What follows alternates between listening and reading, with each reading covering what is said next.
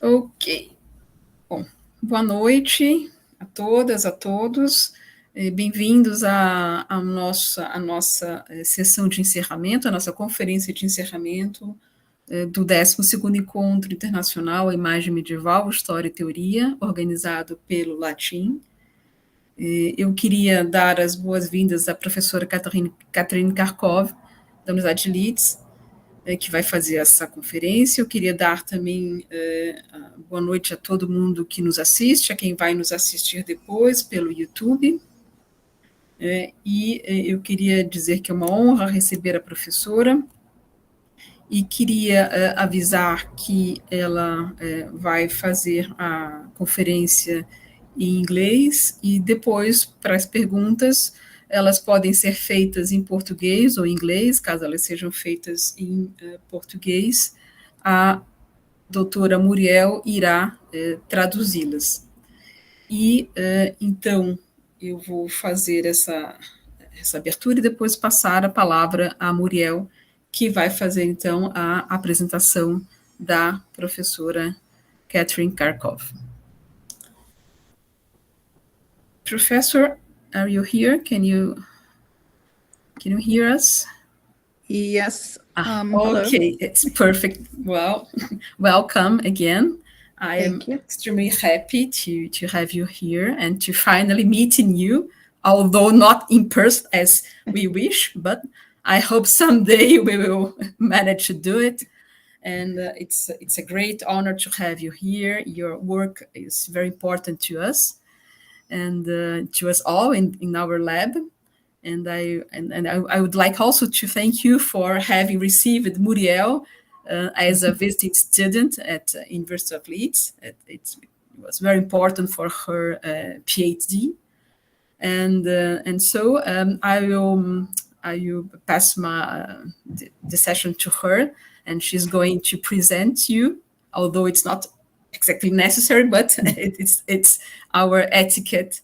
And so she will give some words to introduce you to our public, our Brazilian public. Thank you. Muriel? Hello. Thank you, Professor Karkov, for being here with us today.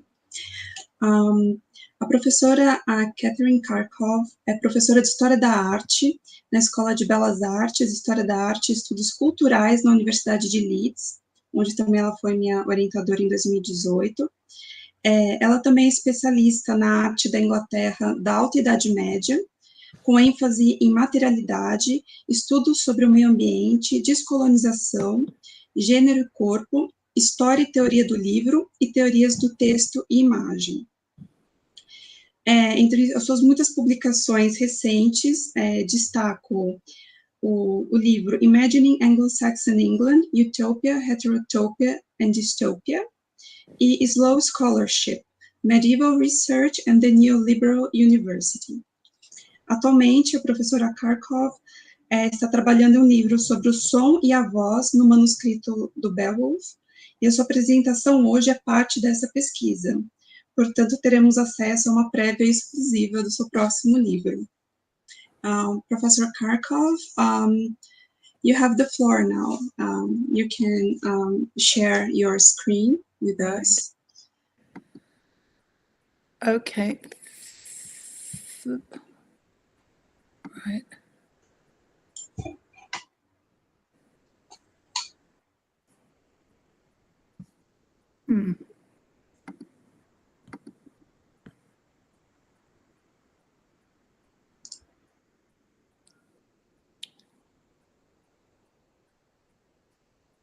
Okay. I'm going to have to redo this.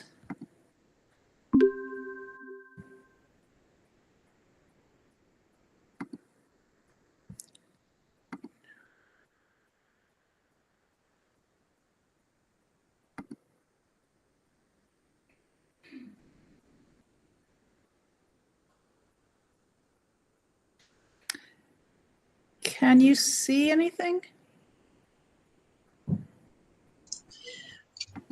We can see your screen. Okay.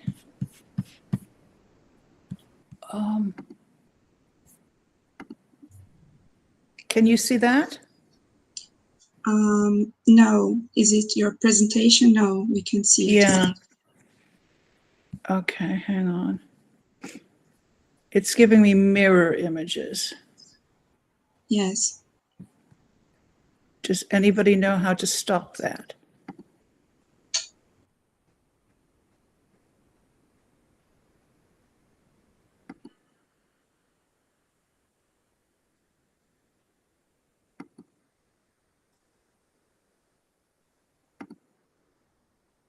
Excuse me, Professor Karkov, if I may.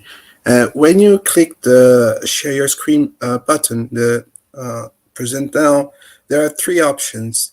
Right. You may have been selecting the last one, that is,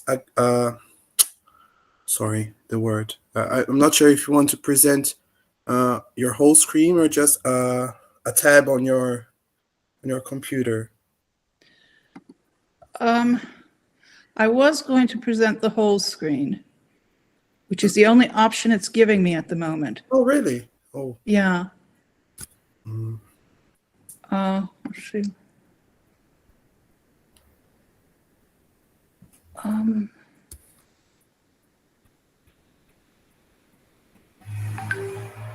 If you prefer, I think we can try to present ourselves. Either I or Muriel can do it, and then you either tell us to change this to pass the slide, or we can follow your presentation that you kindly sent us before. Okay, you need me to send you the slides then, don't you? Yes, if you want to. My email is... Yeah, I will. May I spell it?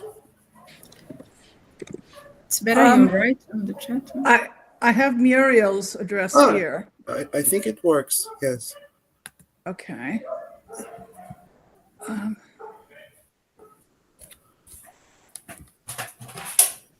Right.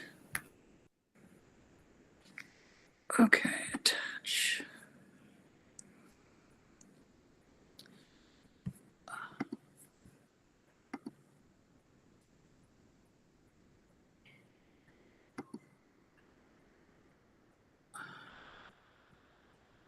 Okay, it's going to send this as a Google Drive link. It's uploading. Okay. While it's doing that, just let me thank you for the wonderful introduction and also for the invitation to speak.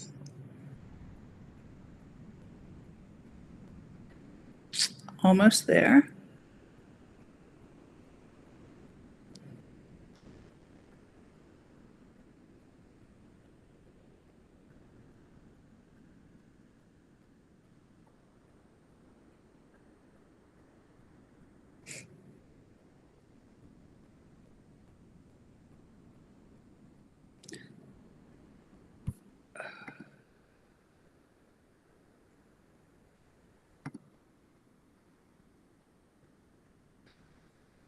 Okay, Muriel, you should have that now. Okay, let me check it.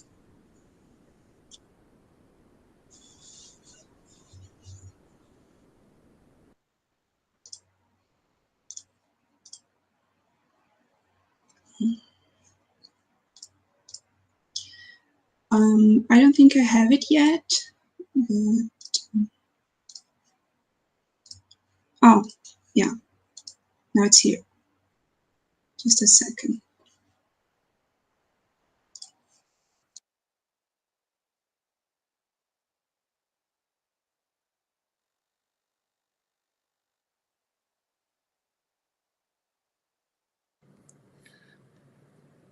Muriel, did that arrive?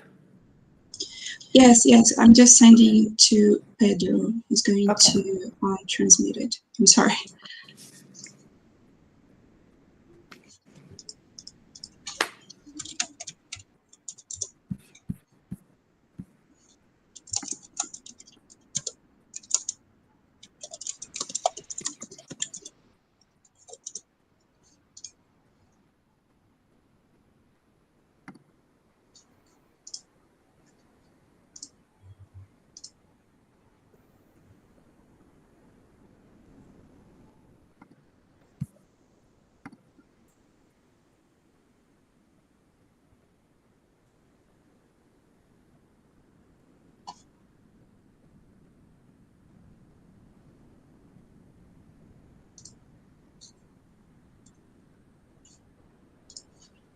Sorry about this. I should have thought about this possibly happening earlier.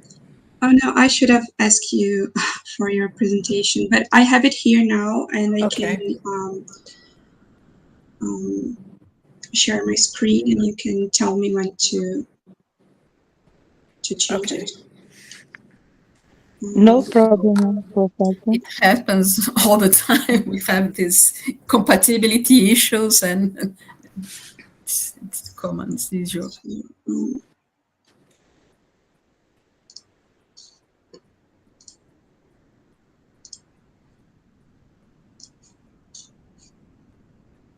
You catch very cute. Thank you.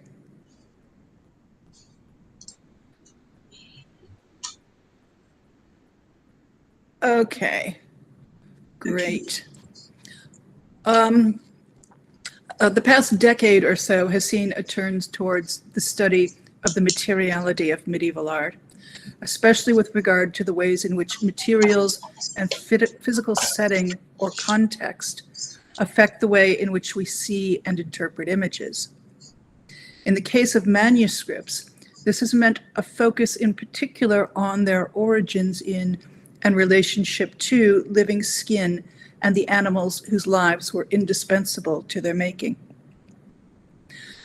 Like so much of critical theory, this has been a largely literary phenomenon, although 2010 did see the founding of the Material Collective. Next slide, please, Muriel.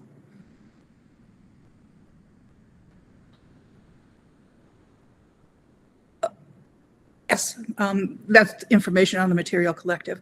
And of course, art historians, both within and outside of this group, have explored some of the ways in which images are important, are indispensable, rather, to the meaning of a manuscript and to its materiality.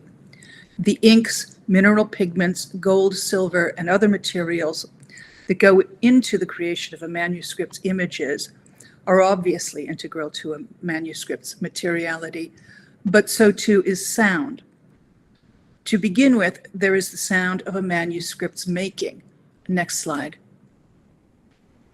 In her Audio Tactility in the Medieval Soundscape of Parchment, posted on the Sound Studies blog in October 2016, Michelle M. Sauer included recordings of quote-unquote parchment singing, and you can go to the address that's up there if you want to hear them. They're all very interesting. What she means by that is the different sounds made by parchment of different qualities, or parchment from different types of animal, or animals of different ages as they're scraped. Sounds which aided manuscript makers in knowing when a skin had reached its optimal condition. The flesh side of a skin makes a different sound than the hair side. Calf skin makes a different sound than the skin from an older animal. As Sauer notes, quote, age, breed, size, and animal health can all contribute to the audio-tactile qualities of a skin. However, there are some general guidelines. Sheep skins, for instance, are stretchier than goat skins, so their ringing can be muffled. Goat skins, which are thinner and stiffer, make a higher pitched ring. Calf skins are larger and easier than the others to get clean, and thus often make the cleanest ring, and can do so more quickly than the others. Sound is thus an integral part of manuscript production, but also of life in the parchment workshop. Sound is also integral to the reading or viewing experience. Sound helps to bring a manuscript to life, helps to integrate text and image, can add multiple meanings to the narratives that images both create and accompany, and can also raise social or ecological questions. Next slide. For example, these two images from the 2-volume Bible, which is Cambridge Corpus Christi College manuscripts 3 and 4, although I'm showing you images from only manuscript 4. The Dover Bible, written and illustrated at Christ Church, Canterbury, in the second quarter of the 12th century, evoke not just the image of artistic production, but the sound of it as well. The first is the famous historiated initial on the left here, in the Capitula to John, which shows an artist and his apprentice at work. The artist is grinding and mixing the minerals that went into the making of the pigments that the artist is busy brushing onto the surface of the page, or letter in this case. These are some of the noises of production that will be part of the next steps in preparing the parchment as recorded by Michel Sauer. The second on the right is the great historiated B of the Beatus Vir opening to Psalm 1 on folio 14 recto, which contains David composing the Psalms accompanied by both musicians and some of the animals whose skins were most commonly used for the making of manuscripts. Together, the images contained in the two lobes of the bee convey both the sounds of the animals whose skin went into the production of the page, as well perhaps as the production process and the fact that the Psalms were meant to be sung. So in this case, the sounds of the way this section of the Bible was meant to be used by readers or viewers. And these are but two of a series of historiated initials that run throughout the Dover Bible, imaging multiple aspects of manuscript production and use. And the whole of this manuscript, both these volumes of it, has been digitized and is available on the Parker on the Web website. The initials also help to unite the artists who created these particular volumes with the creators of the original biblical texts, as the makers and copiers of sacred texts were doing spiritual work as a kind of a mirror for the original authors. The initials move back and forth from evoking the sounds of the making of the manuscript to those of its reading and use. And this was not at all uncommon. Bringing out the sonic performative nature of the Psalms in particular was quite common throughout the whole of the Middle Ages. Next slide, please. As we can see from this very early example from the 8th century Vespasian Psalter, British Library Cotton Manuscript, Vespasian A1, also a product of Canterbury, in which David's hand realistically plucks a chord on his lyre. And musical historians know exactly which chord it is he's plucking, and you could read about it in the catalog entry to this manuscript in the Anglo-Saxon Kingdoms exhibition catalog, which I think was 2018. That was published, and I don't have my copy here, otherwise I would have looked that up.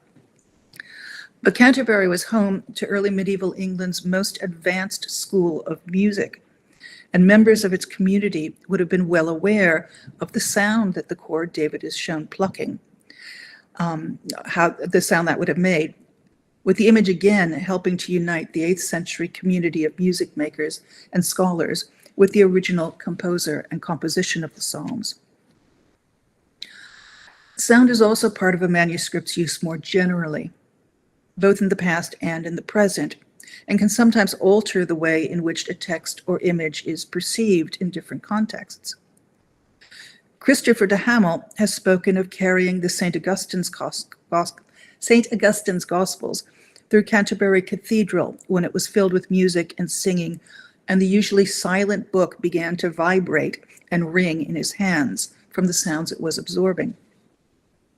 The St. Augustine's Gospels, which is Cambridge Corpus Christi College Manuscript 286, is a 6th century Italian manuscript believed to have been brought north with St. Augustine to Canterbury, hence also a manuscript associated with that monastic center, and its ringing might have been as familiar to the community there as the chord plucked by David in the Vespasian Psalter, although admittedly they didn't have the whole arrangement of musical instruments that they had in modern day Canterbury. Next slide. Turning to a more everyday context, the images in this manuscript, British Library, Harley 3244, a theological miscellany made in England between 1236 and 1250, might impact the reader very differently if the manuscript is read on a summer's day full of birdsong than if it is read on a bleak winter's day. Part of the volume is a bestiary containing many images of singing, pecking, and gobbling birds.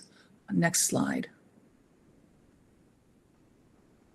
Amongst the birds of the bestiary is the siren, who sits a bit awkwardly within this classification, being a hybrid of a woman and a bird, or a hybrid of a woman and a sea creature. And here she combines attributes of all three creatures, having the upper body of a woman, the wings of a bird, and the tail of a fish. For Sarah Kay, whose recent work has integrated manuscript studies with contemporary sound studies, quote, the medieval siren epitomizes a reading environment where text, sound, page, and the limits of the human are all in play, end quote. Next slide. In the 14th century Queen Mary Psalter, images from which were central to Sarah Kay's study, the skin of the siren is the skin of the page, while the song of the siren, or at least its textual description, arises from, in other words, is written on that same skin. The song of the sirens is both enchanting and dangerous, luring unwary sailors to their death. And the image might be understood in part as evoking an auditory phenomenon related to the idea of ruminatio, of chewing over what is taken in by the eyes to get beyond its superficial meaning and grasp its inner truth. The siren song is beautiful, but one must hear beyond that beauty and grasp its nature. On the page, the sirens are a reminder that medieval manuscripts, quote, this is a quote from Sarah Kay, remain permeated by the voice, often indeed the singing voice, as is certainly the case with the texts of the Psalms and the Psalters with which I began. Now, I said a moment ago that the siren song arises from the text of the page, but it is not literally recorded there. That would be too dangerous. And of course, those who heard the song were either driven mad or lured to their deaths, or both. Rather, it is evoked in the mind's ear and eye of the reader who reads the text and image with both eye and ear. Reading with the ear, as both Sarah Kay and Francois Noodleman, who first coined the phrase, encourage us to do, means that we must listen for all the different sounds that come to our ear and mind as we read. But we must also listen for silence, silence being something very different from the mere absence of voice or noise. And again, this is both a matter of the context in which one reads and a matter of what one reads. As Noodleman asks, quote, what do we hear from a text in a so-called silent reading, end quote. And of course, a silent reading is virtually impossible, both today and it would have been in the Middle Ages. We are always surrounded by sound, if only the sound of our own breathing and the sounds made by the voices carried within and through texts and images. Texts and images evoke sonic memories. For example, the lap of the water against the side of a boat, or the call of a bird, or the imagined beauty or danger of the siren song. And thought itself, according to Noodleman, arises from a hubbub of voices, from ghostly voices that rustle in the memory of language. Moreover, voice and silence are twin aspects of the production of manuscripts. The silencing of the animal that was surely anything but silent in the moments leading up to its death. This aspect of, next slide, please. This aspect of manuscript production is also referenced in the initials of the Dovra Bible, in the Q of Quoniam, the opening word of Luke's Gospel, on folio 193 verso. And here Luke grasps both stylus and calf, as if he is about to sacrifice the calf with the stylus, writing his gospel with the animal's skin and blood. Note that he holds the calf's jaws closed with his left hand.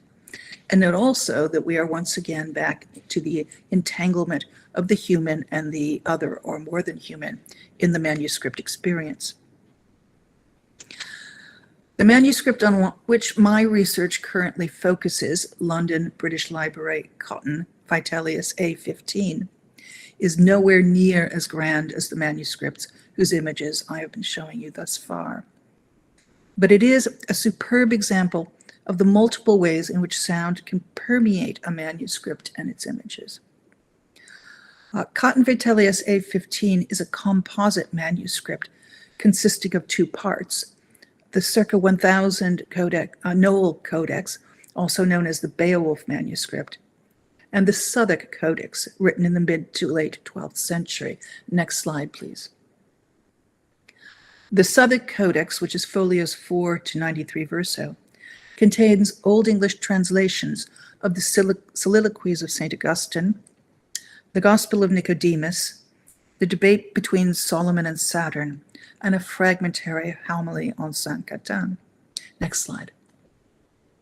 The Noel Codex, folios 94 to 209 verso, consists of a fragmentary life of St. Christopher, and then the Wonders of the East, the letter of Alexander the Great to Aristotle, the poem Beowulf, which is obviously the most famous part of it, and the fragmentary poem Judith.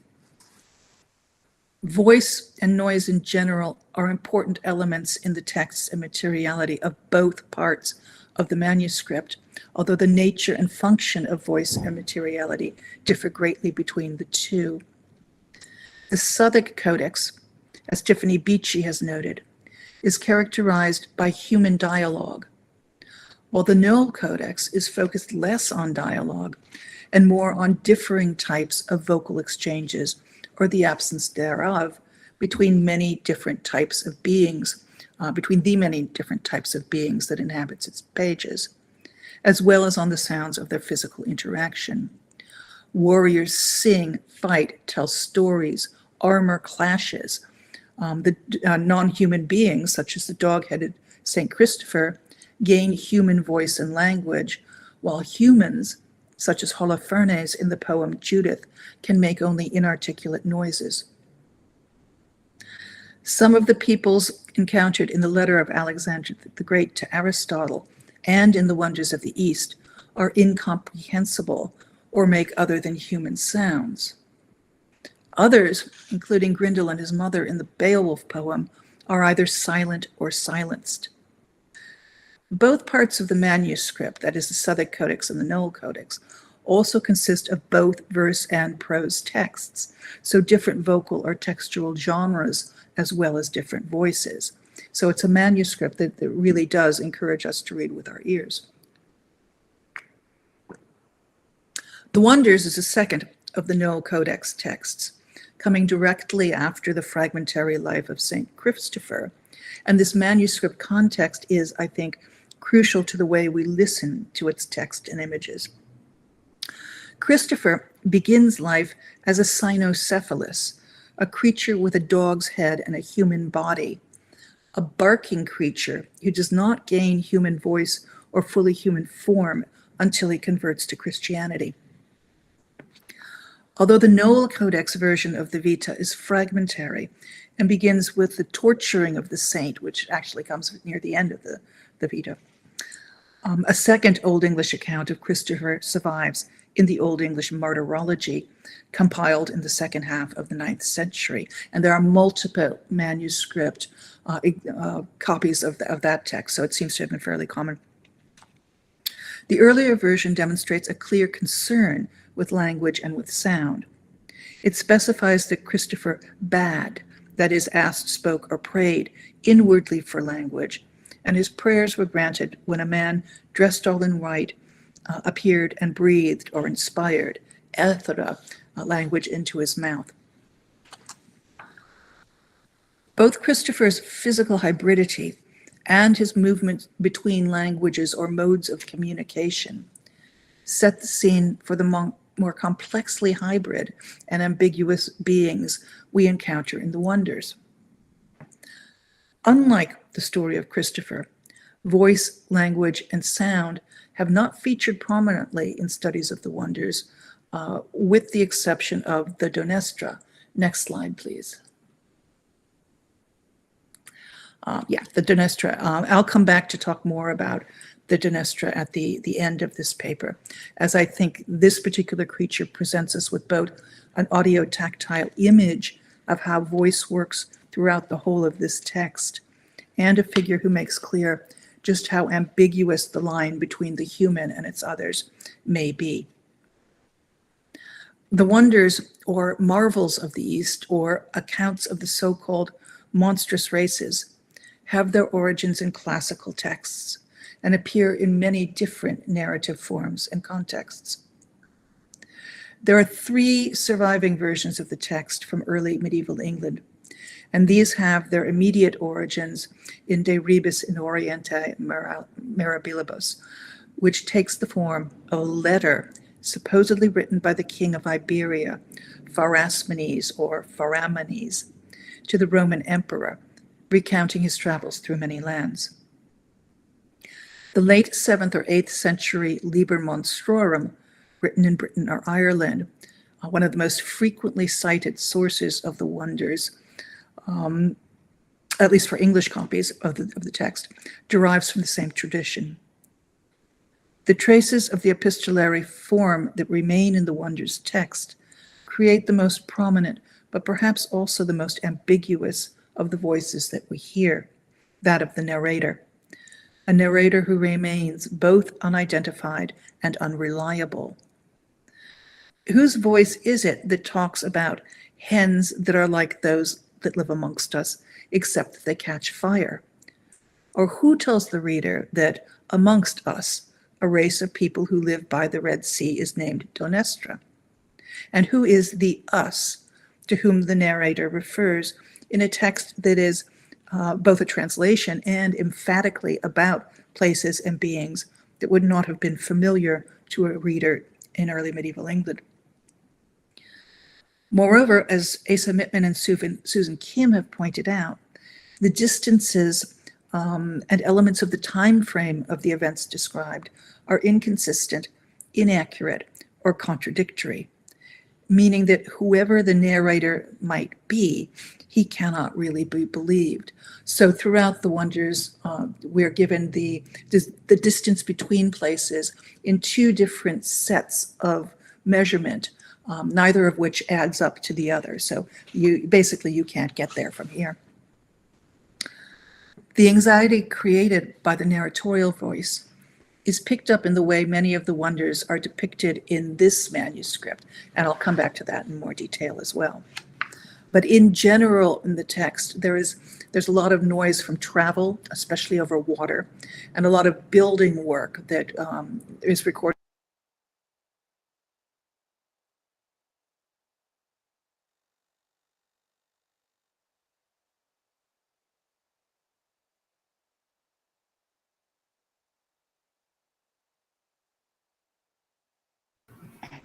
Gente, eu não tô conseguindo ouvir, só sou eu ou o que aconteceu? Eu acho que ela congelou. Ixi, ela caiu.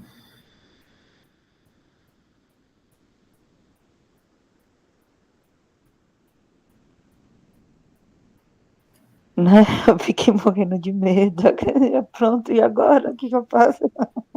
You are back, Professor, but you are muted. Okay, Right. perfect. Okay. Next slide. Muriel, can you come back? Okay.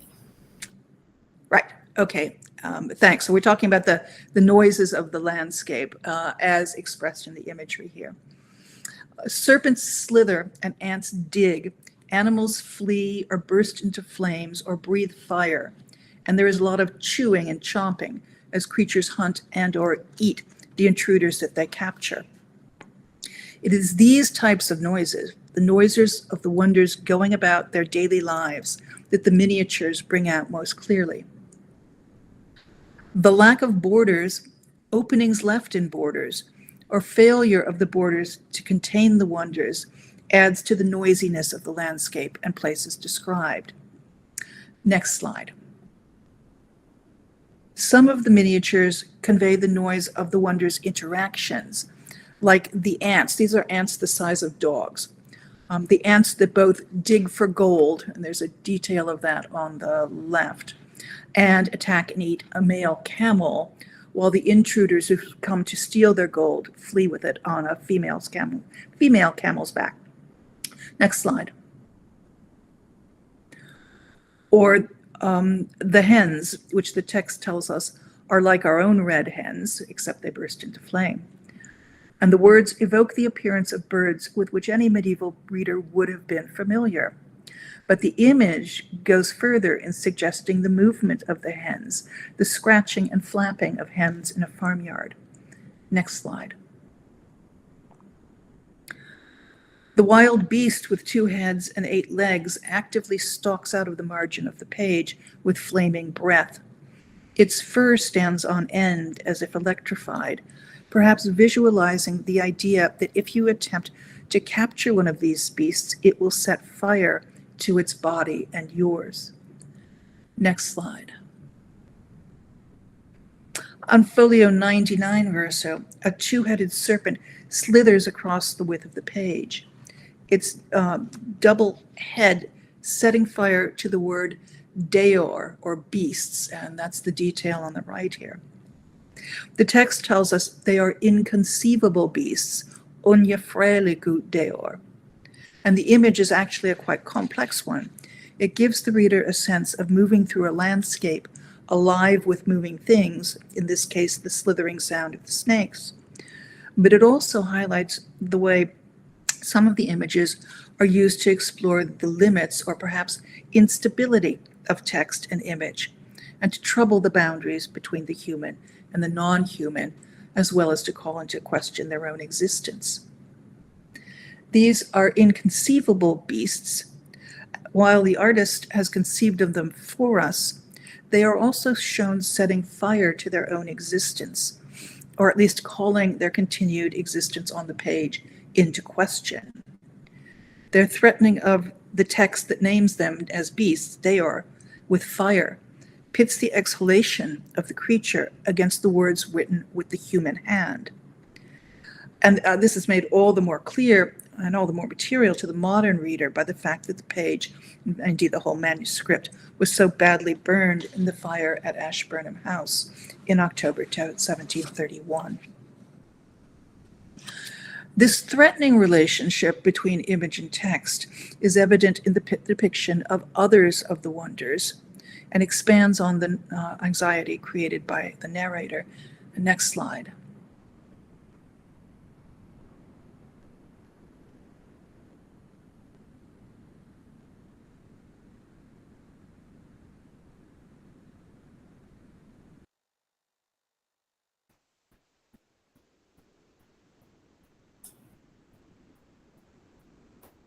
Não sei se congelou de novo.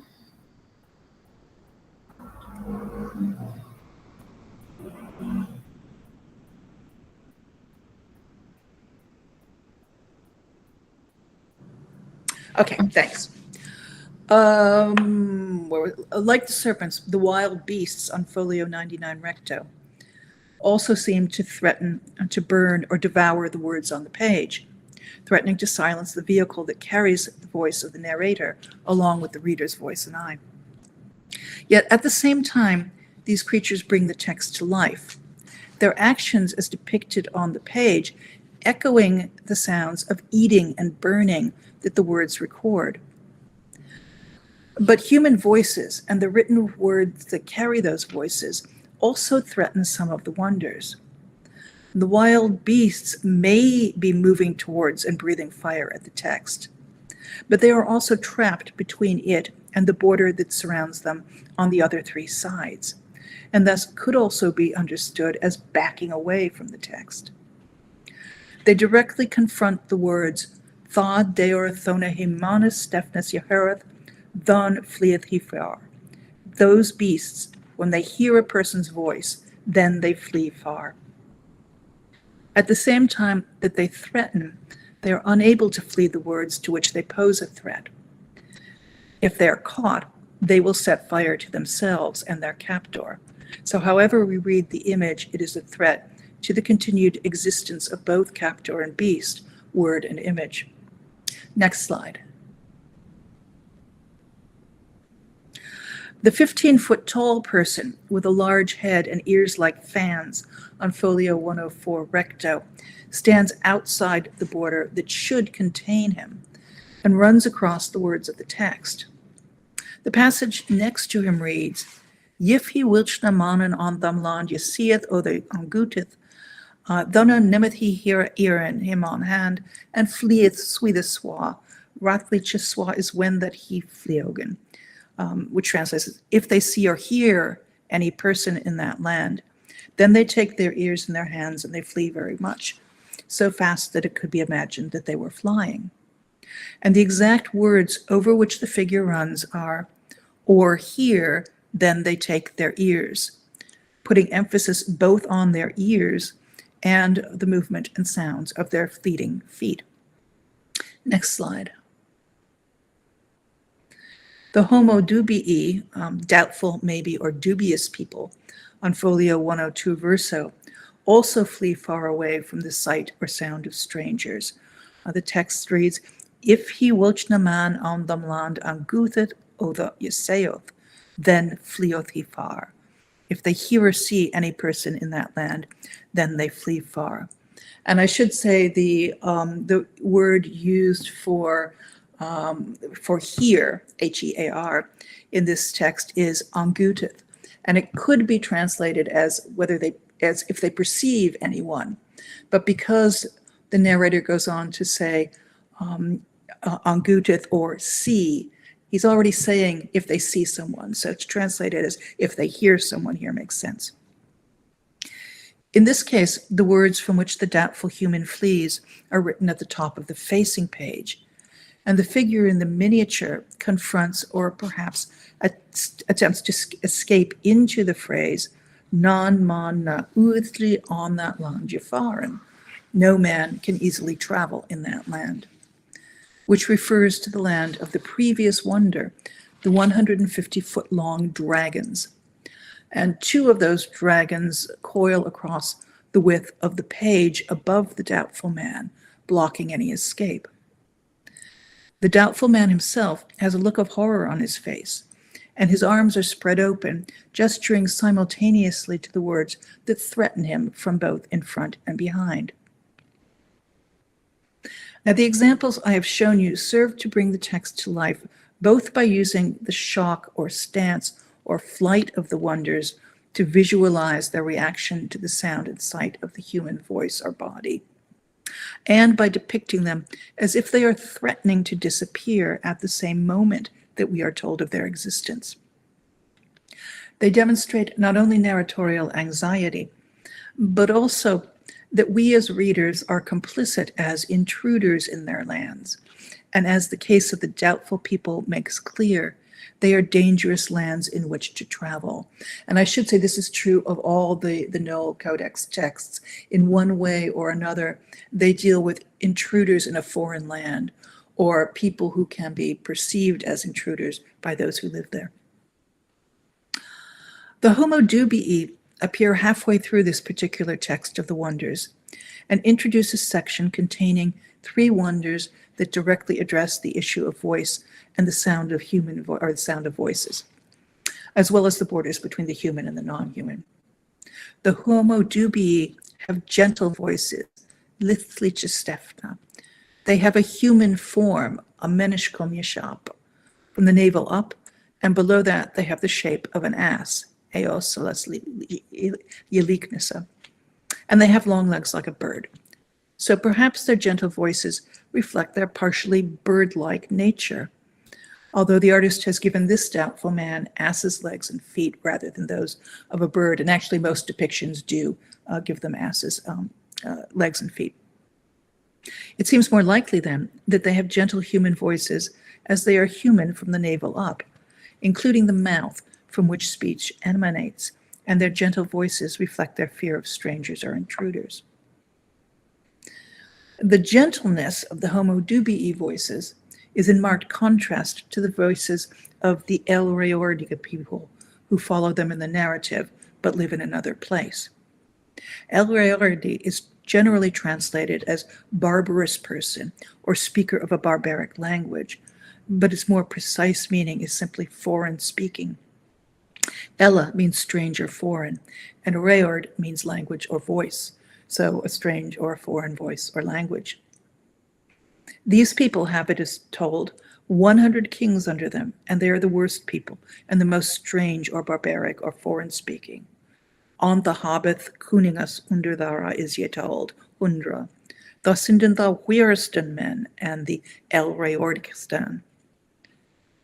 Their social structure, with kings and seemingly a large territory that they rule over, mirrors that of the medieval European kingdoms of the time, so there would have been nothing strange in that.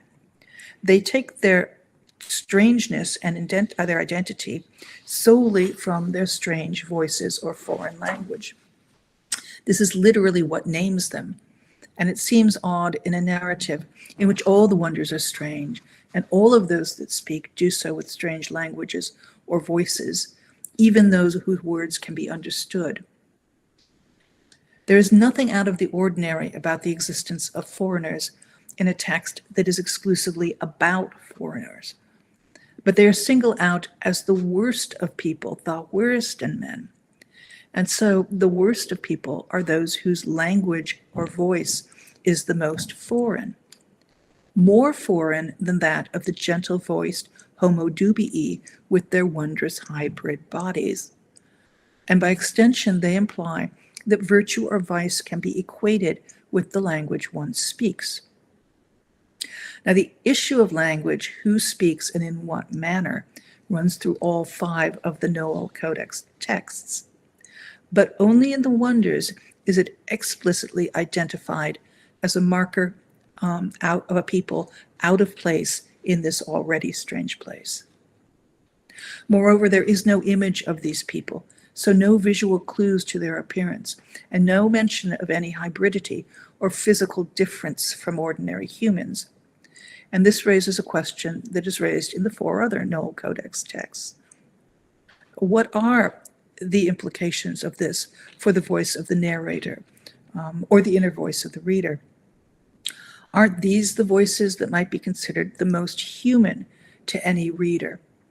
And we already know that the narrator who tells these strange and foreign tales is unreliable. I also raise these questions because the El Reordia people are followed by the account of the Donestra. Next slide. Which is truly one of the most cryptic and strangest of the wonders, at least to the modern scholarly imagination, and about whom more has been written than about any other individual wonder, at least for this copy of the wonders. To the narrator, however, they are not the strangest, and their language is comprehensible, even familiar, and is with them that I like to conclude. We are told quite a lot about them, so I'll just read this in translation. There is a certain island in the Red Sea where there is a race of people that is amongst us named Donestra. They are shaped like soothsayers from the head to the navel, and the other part is like a human, and they know human language. When they see a person belonging to a foreign people, then they name him and his kinsmen with the names of familiar people, and with false words they snare him, and they grab him, and after that they eat him, all but the head, and then sit and weep over the head. The narrator is very clear here that the Donestra is human, man-kun, of the race of men or human people, unlike the doubtful or dubious humans with their gentle voices. Yet we also read and see that they are physically only half in human likeness, menish on lich, and the phrase in the likeness of a human implies something very different from being an actual human. The upper part of their bodies is in the likeness of a soothsayer, a fricteros, whatever that might look like. It's usually portrayed as lion-like, but the artist of this manuscript has interpreted it as being somewhat similar to a dog, perhaps echoing the dog-headed St. Christopher, with whose martyrdom this manuscript begins, and the dog-natured Holofernes in the poem Judith, with which it ends. Despite the narrator's familiarity with the Dnestra, it is a conundrum and a category crisis between the human and the beast. It is cannibalistic, a devourer of human flesh, as were Christopher, along with his cynocephalic kind, before he converted to Christianity, and as are Grendel and his mother in the Beowulf poem. So while all the texts of the wonders describe the Dnestra in this way, the description has a very specific resonance in this particular manuscript. However, the category crisis is revealed most tellingly through the words that the Dnestra speaks and the sounds that it makes. It can name others, but it seemingly cannot name itself. Amongst us, it is named the Dnestra, but we do not know what its name for itself is. It has the ability to call out to others in their own language, so it clearly has voice, but does it have language of its own, or does it only mimic the sounds of others? Is language to the Dnestra nothing but sound? It is the upper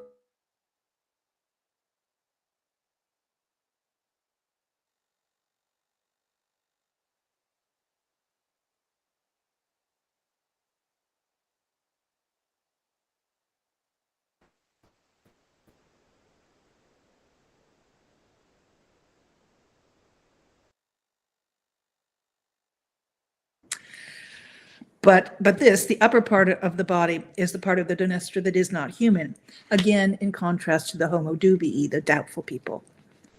The Dnestra seems to use the tool of human control against human intrusion, but then reveals its bestial nature by consuming those to whom it has called out, the consumption of human flesh being one of the primary markers of a non-human or bestial nature throughout the Middle Ages.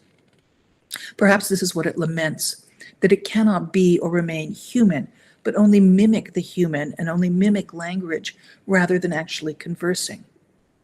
It can consume but not incorporate language, which remains always that of the strangers it consumes, with the voices and languages of the consumed continuing to haunt its body. I've argued elsewhere that the Dnestra is able only to mimic foreign tongues, and can therefore be understood as a metaphor for the split self of the colonized indigene who mimics the tongue of the invader and thereby encrypts the trauma of invasion. Many other interpretations of the Dnestra have also been proposed, but false language, the failure of language, the subversion of language, and a conflicted relationship between language and identity, rather than a true understanding of language and translation, is at the heart of many of them. Nicholas Howe reads the episode in relation to the Old English translation of the Latin text, and the uneaten head of the stranger that is left behind is a textual reminder of the foreign that cannot be translated. This reading resonates with the most strangeness of the foreign-speaking El Reordi people, and the Dnestra itself is a foreign remainder in the English text, its name left untranslated and perhaps untranslatable, along with those of several of the other wonders, including the hostes, the canopinas, which is another dog-headed creature, and the lurtices. Heather Blurton identifies the Dnestra as a hostile force that blocks and removes travelers from the map, thereby eliminating any communication between cultures. While Amanda Lair suggests that, quote, the familiar voices emanating from the Dnestra's own body could easily be those of the travelers it has eaten, and whose encounter with the creature reformed their own flesh into something unrecognizable, end quote. In this scenario, the Dnestra consumes, absorbs, and projects back languages rather than understanding or translating them, at least not in the conventional sense. Rosalind Saunders suggests that the Dnestra's false speech marks it as effeminate because dishonesty was considered feminine, while early medieval men were expected to keep their word. And one could add here that food, overconsumption in particular, as well as weeping or the expression of emotion in general, were also associated with the female body. Asa Simon Mittman and Susan Kim, along with Dana Oswald, this is in separate publications, understand the Donestra's cannibalism and inability to fully assimilate its victims as symptoms of its desire either for human community or to become fully human. Now, speech is not the only sound the Donestra makes. There is also the sound of chewing, a sound which echoes through the wonders, in which many of the creatures are described as hunting and eating intruders. But amongst the Vitellius A15 wonders, the Donestra and the dog-sized ants are the only ones depicted in the process of eating their victims. And the ants are eating a camel and not a human. In this image, the Donestra is about to put the severed leg of its female victim in its mouth, inviting the reader to imagine the bone crunching to come, noises that are described much more graphically in the poem Beowulf, where Grendel and his mother chew their way through the bones and sinews of the sleeping warriors of Herod. Next slide.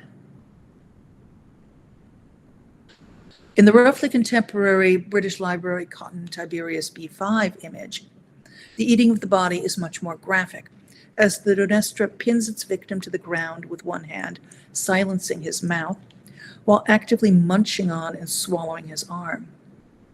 However, in the Tiberius B5 image cycle, next slide,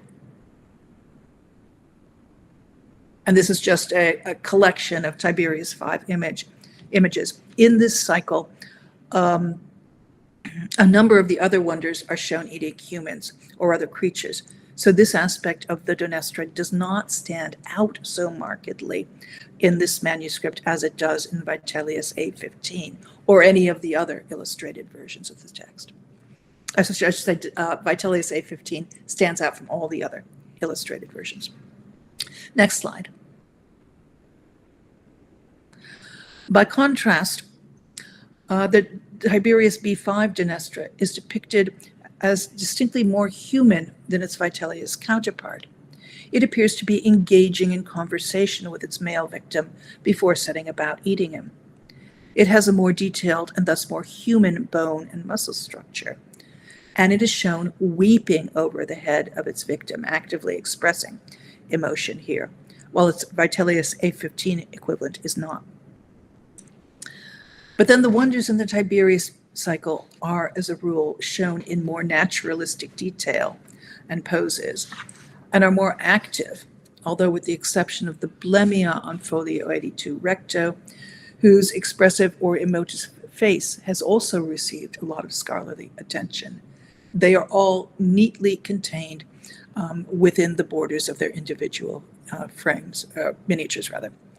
And they do not confront or threaten the text. In fact, they don't ever confront and threaten the text at all in the Tiberius manuscript, unlike the Vitellius A15 one. Next slide. Okay, and this is the last slide now. The Vitellius A15 Donestra is, to my mind, the epitome of the relationship this particular text establishes between word and image, speech and silence, the limits of the human, narratorial anxiety, and the richness of the way in which images can carry and play with sound. While some of the wonders or images of them that I've discussed, the serpents, for example, threaten the written word, the Donestra is the only one that actually consumes words, consumes language. It creates silence by silencing all voices that are external to it, and then uses the voices of those it has silenced to silence others.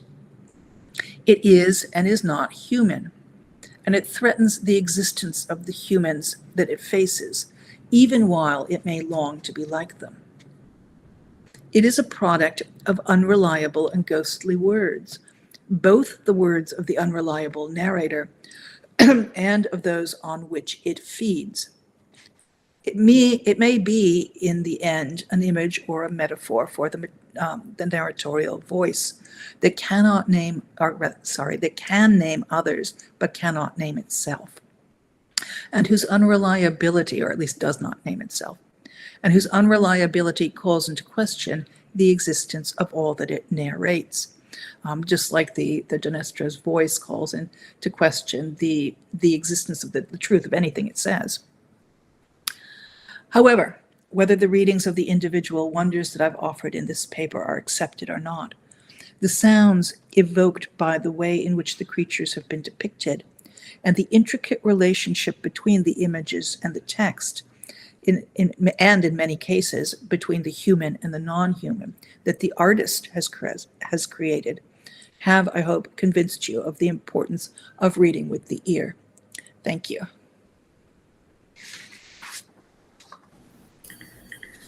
Thank you very much, Professor, for this wonderful conference. It's very, very interesting. And I have already thought of the scriptorium, of the smell of the scriptorium, but now I will imagine the sounds of the scriptorium that where these manuscripts are produced. Do go to the Michelle Sauer post that I showed at the beginning, because you could actually hear the sounds there. She has that embedded in her blog. I will. I will. Well, thank you very much. And now I will give back the word to Muriel, who will conduct the questions and translate the questions. Professor Karkov, thank you so much for your paper. I already have so many questions. So I think I'll start by asking if we can say that the narrator is human. Like, can we say that he is human? And yeah. If you go back through the translations, you can, because in the texts on which The Wonders is ultimately based, we know that the narrator is a traveler. I don't think it's ever actually said he's human, but he's writing back to an emperor. So presumably the emperor knows who he is. But having said that, again, I want to emphasize the importance of reading and listening to these images within their specific manuscript contexts. Because in the Noel Codex, this question of, is this a human or not, comes up again and again. So Holofernes, who is described as a general, he's a human man, actually, they don't say he's a human man, they say he's a general, but the text describes him as a heathen hound. And he doesn't speak. He makes these inarticulate, drunken noises most of the time, or grunts at his men. There's been a lot written on the relationship in Beowulf, between Beowulf and Grendel and Grendel's mother, that they exchange elements of personality throughout the whole of that text. So I think Christopher, he's a dog and he's a human. And in the letter of Alexander, Alexander is actually the most bestial being in that text. So I think in this version of The Wonders, given what the other texts are doing, I think, yeah, you can question, is the narrator human? Thank you, Professor. And just a reminder for the audience that they can ask questions in Portuguese. And then I'll translate it. So, para quem estiver nos assistindo e quiser fazer perguntas em português, pode fazer em português e eu traduzo. But while we don't have questions from the audience, we have one here. Eu vou falar em português porque meu inglês está um pouco enferrujado. Na verdade, eu gostaria de falar que eu gostei bastante da parte que ela fala sobre as sereias, que até hoje, na verdade, aparece muito nos cinemas, né? A questão da voz, eu acho interessante porque, né, o quanto a voz é poderosa, né? E eu achei muito interessante o trabalho dela. É só isso, na verdade, é só uma colocação. Professor Karkov, she's saying that she enjoyed your presentation very much, and that she mentioned that the sirens are still very much present in our contemporary imagination in cinema, and always with the association to sound and singing. Mm-hmm. We have, yeah, sorry. I was going to say yes, and again, it's something that the medieval manuscripts bring out different aspects of, depending on which manuscript you're looking at. So there's a very, very early manuscript, and I can't remember the shelf mark of it, that has but it's prayers, and it has a siren as a sort of opposite of the Virgin Mary. So the different sound from the prayer of faith, the evil words versus the good words.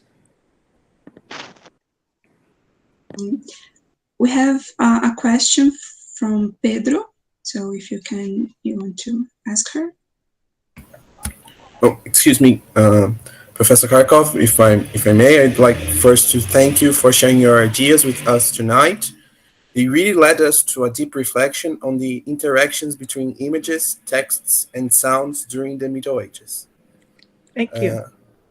So my first question is, in regards to silence or visual silence, in your presentation regarding the images in the copy of The Wonders of the West, you mentioned that, and I quote you, the lack of borders, opening left in borders, or failure of the borders to contain the wonders adds to the noisiness of the landscape and places described, end quote.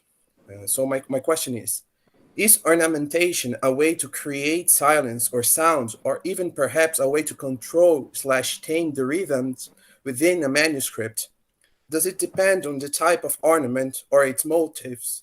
For instance, the distinction between the sound or the lack of sound of a column versus the rustling of leaves in phytomorphic ornamentation. Could you repeat just the last part of it? Somebody started a leaf blower outside. Oh, it's about leaves actually, but so the last part of the question is, does the sound or the control of sound on possible to ornamentation, does it depend on the type of ornament or its motives? Like, for instance, the distinction between the sound or lack of sound of a column, a typical ornamentation motive in manuscripts, or, for instance, another typical motive which may have sound, the rustling of leaves in phytomorphic ornamentation. Yeah, now I know obviously the early medieval English manuscripts best, but if you go to the 10th and 11th century, the great religious codices of the 10th and 11th century, like the Benediction of St. Ethelwald or something like that, they're in these borders that they've been called Winchester style borders in the past. They're like golden trellises with acanthus leaves and flowers blooming through them. And as you get later and later in time, these begin to take on an appearance as if they're blowing. So yeah, there they are using ornament to really bring out the sound. And they're texts that were meant to be, read out loud by someone, at least at some points. So they kind of pick up on the vocality of the text, of what you're supposed to do with the manuscript.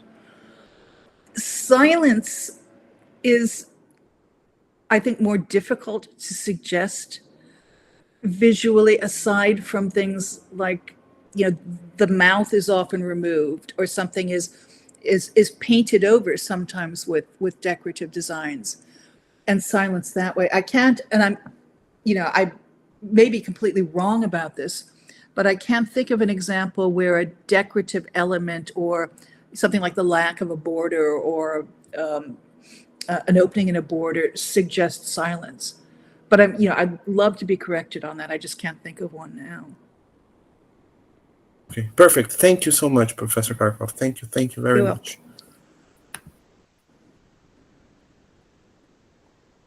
I think we have another question. Leila, would like to ask her?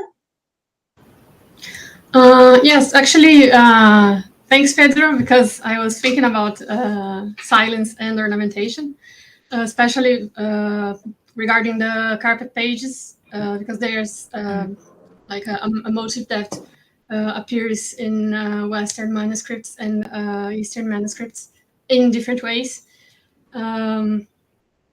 But yeah, it was a nice answer. Thank you. But there's also an aspect of something that you mentioned in the answer to Peter as well, that it's about the act of reading out loud and the reactions of the audience. Because when you are working with a liturgical codex, you can have at least some way of thinking about the sounds related to the write and to the reading and to the pace of the reading.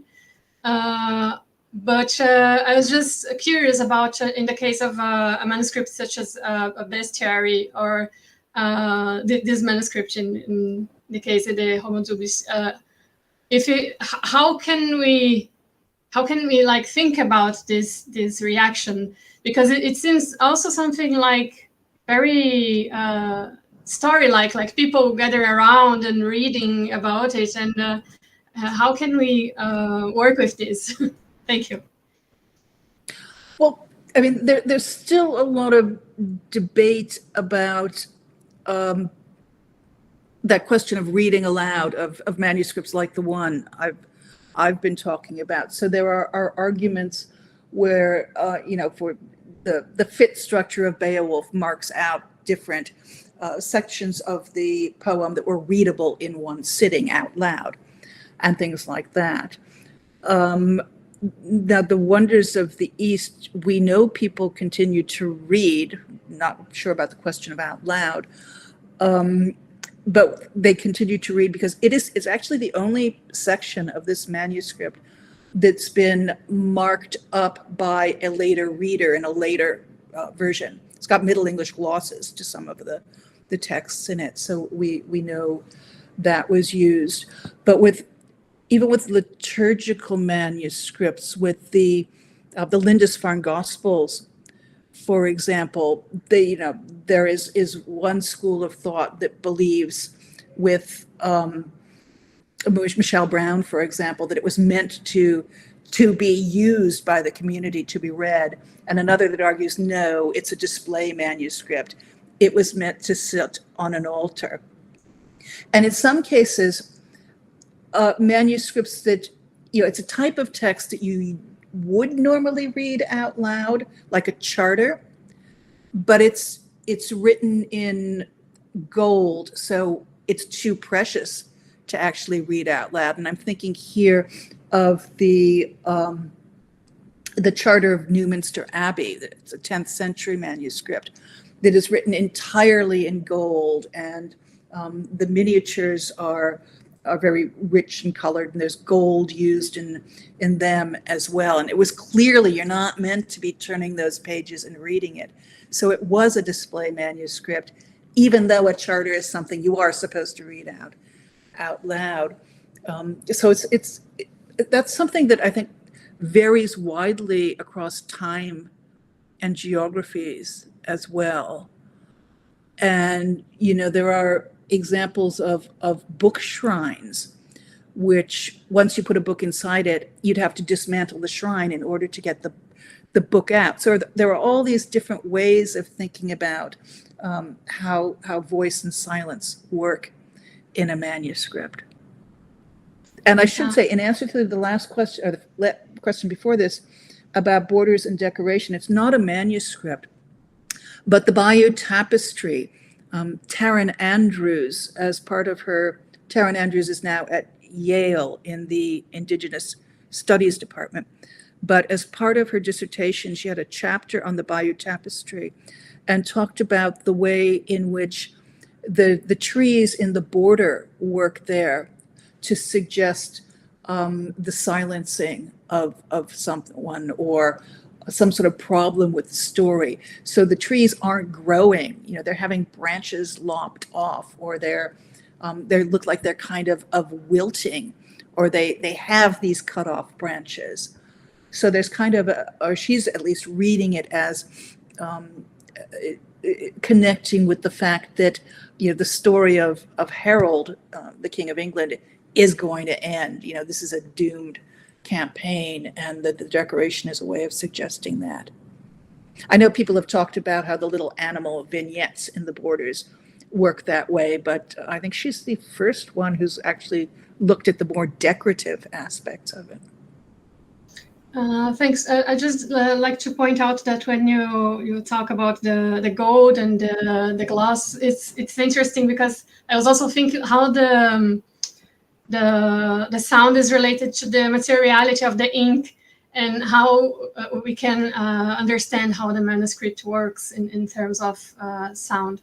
I'd just like to take just a minute to translate my question in Portuguese for the other people. Okay. Excuse me. Eu perguntei para ela a respeito da questão de como a gente pode ter, enfim, ideias de como o ato de ler um manuscrito em voz alta, como a gente pode utilizar isso para entender também como esse manuscrito era utilizado, e como que era também a relação do som causado por esse manuscrito, né? E depois, agora, eu comentei um pouco, ela respondeu a respeito da questão da materialidade da tinta, no caso de alguns manuscritos litúrgicos, né, que você consegue ver que é uma coisa que é tão preciosa, que é feita de uma maneira tão minuciosa, que não é algo feito para ser manuseado, ou as páginas viradas com muita frequência, né. Então, achei interessante isso. Acho que se a Muriel quiser, if Muriel wants to add something to what I said. Thanks again, Professor. We got a question from YouTube, and someone asked if the Donesters could be Greek influence or ancient Greek influence. Yeah, originally they are Greek. They begin in late Greek manuscripts, get carried into Latin, and end up in all the different European languages. But there are different, recensions of the Greek text. However, yes, ultimately they are Greek. Mm-hmm. Thank you. And I would like to ask you about the Donesters too. And they seem to be inherently uncanny creatures. I mean, they look human, but they're not really human. Their voice. And so what would you say is the role of the uncanny in the Wonders of the East, or in the manuscript as a whole? I think in the Wonders of the East, and this probably would carry over to the manuscript as a whole, the uncanny is the one of the primary ways in which the texts address this question of the limits of the human, of what is human and what is not. So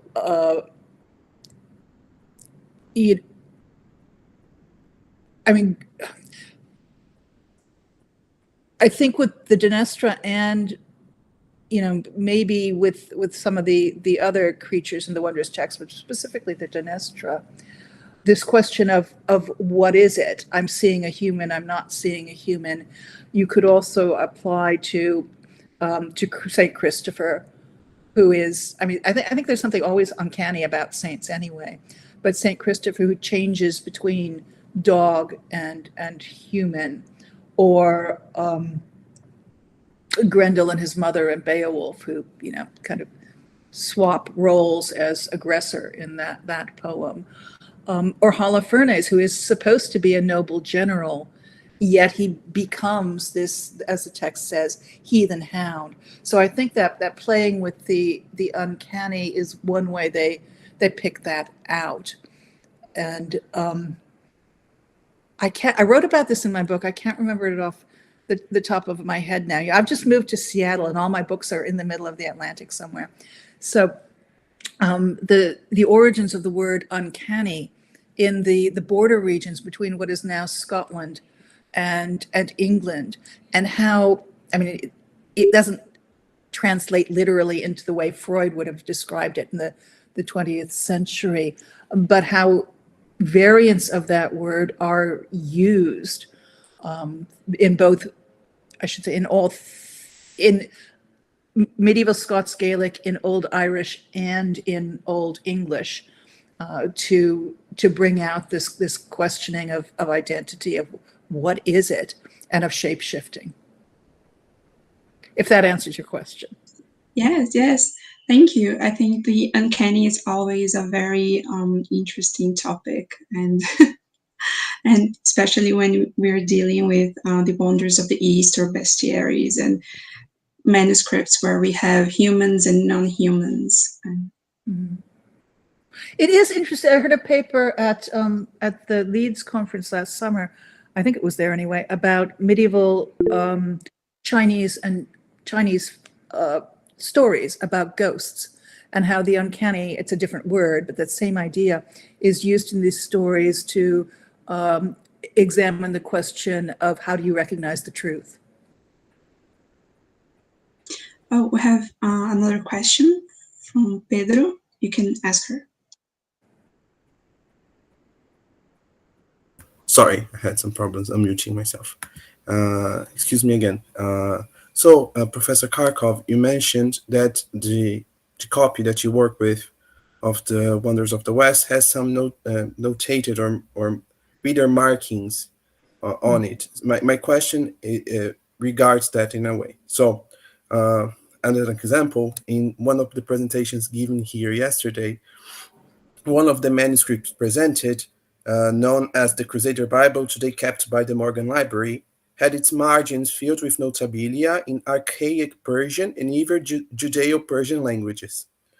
The presence of different languages in manuscripts is not something uncommon.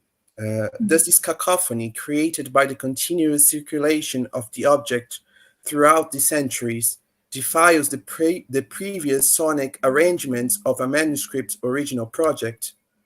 Mm-hmm.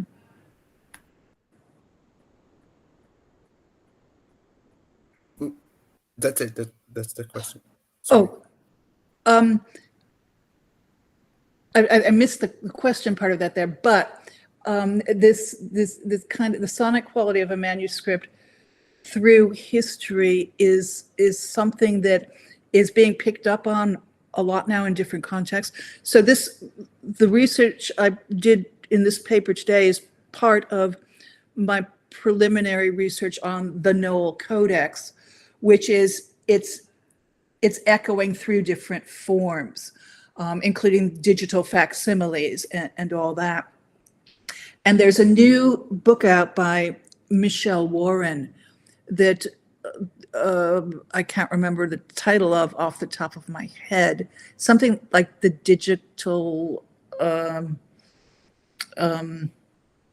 if you just search like Michelle R. Warren on Amazon.com, the title will come up because it's a brand new book.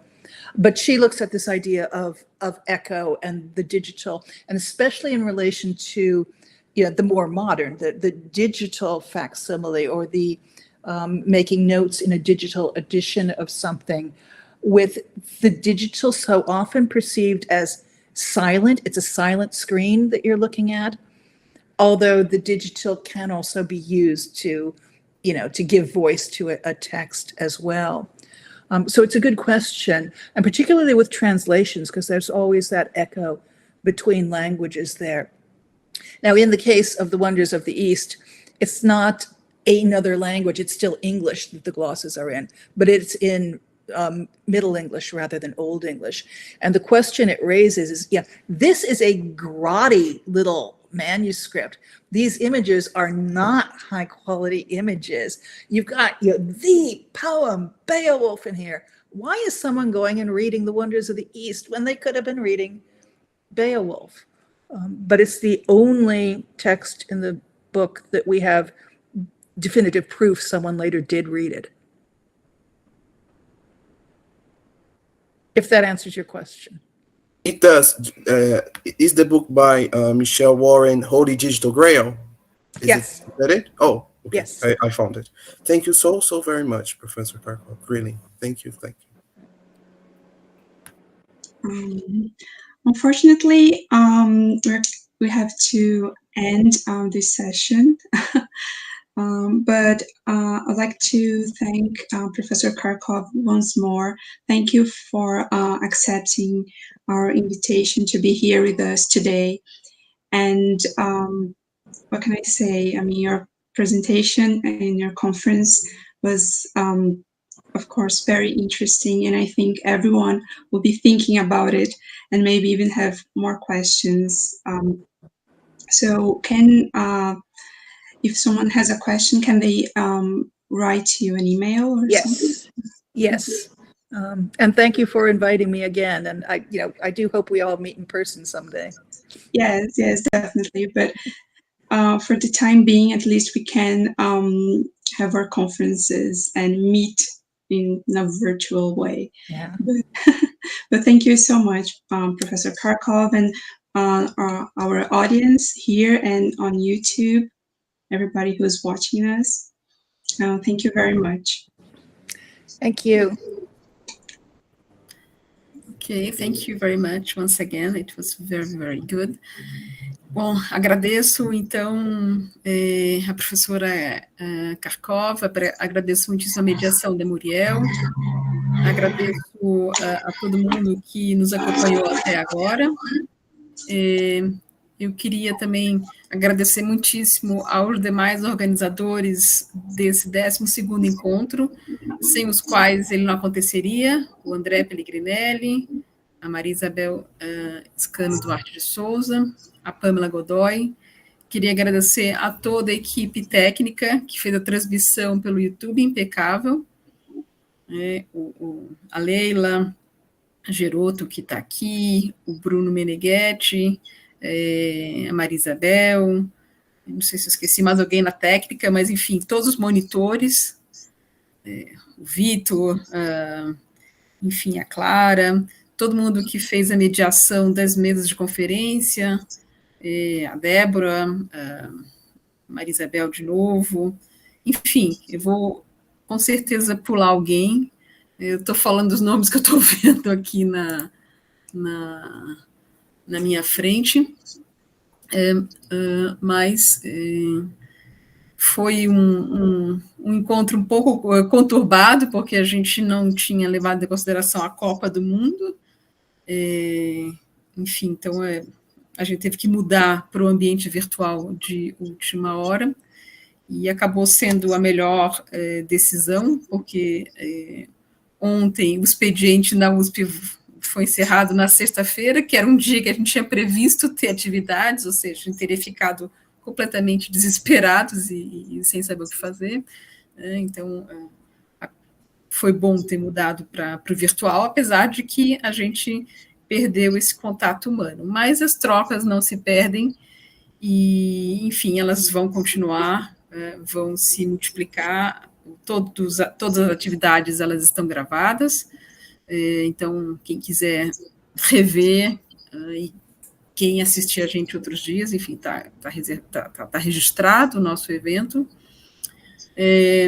Enfim, eu queria passar então a palavra para os organizadores. A Pamela teve que sair mais cedo, infelizmente, ela tinha um problema de família, mas o André, a Maria Isabel. Eu queria também agradecer muitíssimo aos meus colegas coordenadores do Latim, que estão no backstage, que estão no YouTube agora, mas que estiveram à frente, mediando mesas e conferências, o Gabriel Castanho, do FRJ, e a professora Vanessa Asfora também, enfim, que são dois dos coordenadores do Latim, junto com o Eduardo Albert.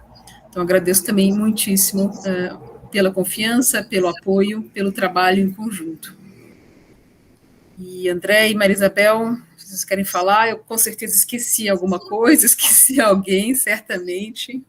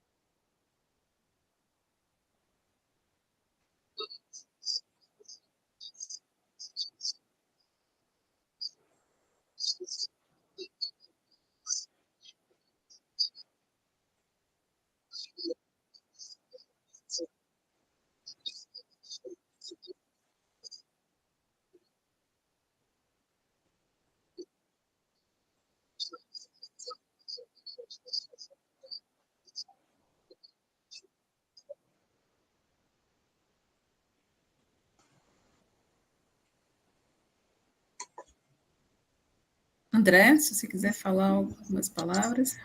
Oi, queridos, obrigado. Ecoo os votos de agradecimento seu e da Isabel, não ouso nomear as pessoas que colaboraram, porque a minha memória absolutamente não permite fazê-lo sem ser injusto, mas se algo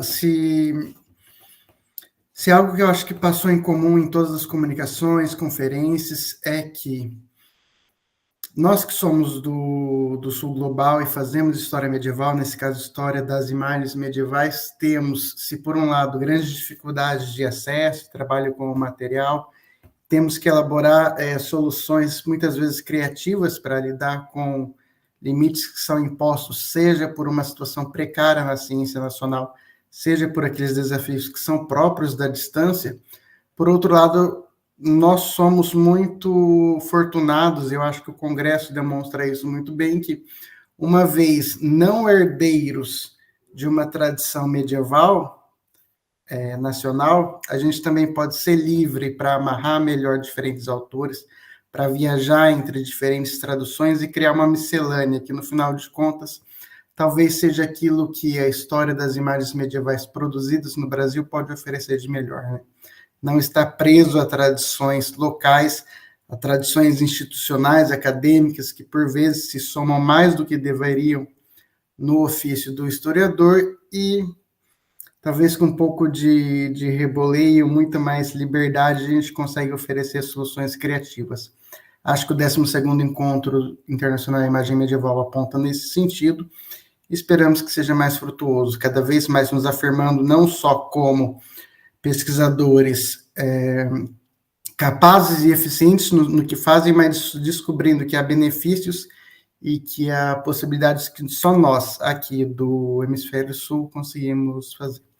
Muito obrigado, boa noite a todos e a todas, e até a próxima edição.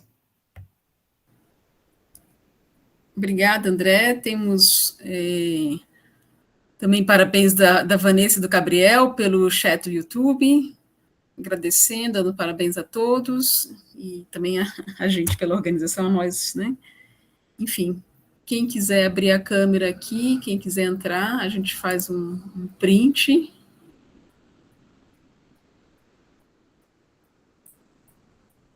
Pronto.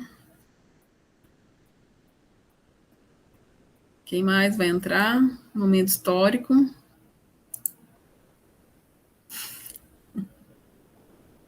A vantagem do print, não precisa fazer o print, né? Depois é só pegar a gravação e cortar o momento que a gente quiser, né? Fico esperando 1, 2, 3, não. Pode fazer vários estilos e selecionar o melhor, até para fazer uma montagem dos quadradinhos, né? Quem não está aqui dos outros dias.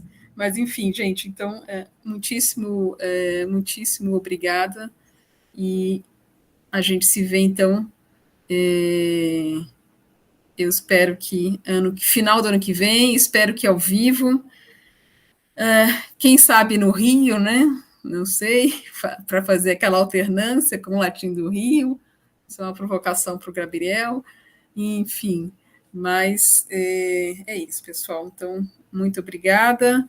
A quem eu não vou ver até o final do ano, boas festas, e a quem eu vejo semana que vem, estamos aqui. Então, é isso, pessoal. Tchau.